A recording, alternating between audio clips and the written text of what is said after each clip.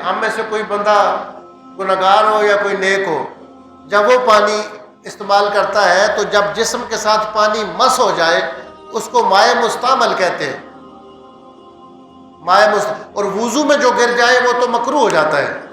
اس لیے فقہاء نے احتیاطاً کہا ہے کہ آپ وضو کر کے فوراً مسجد کے اندر گیلے پاؤں کے ساتھ نہ آئیں، اس لیے کہ جو پانی آپ سے گرے گا اس کے اندر گناہوں کے اثرات ہوتے ہیں۔ حدیث پاک میں آتا ہے کہ بندہ جب وضو کرتا ہے تو اس کے بالوں کے نیچے سے بھی گناہ گر جاتے ہیں، اس کے ناخنوں کے نیچے سے گناہ گرتے ہیں۔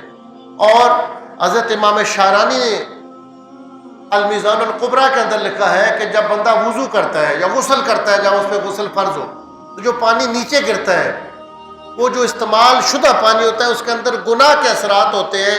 جس طرح عام لوگوں کو مرے ہوئے بدبودار جانور سے بدبو آتی ہے، اللہ والوں کو اس پانی سے بدبو آتی ہے گناہوں کی۔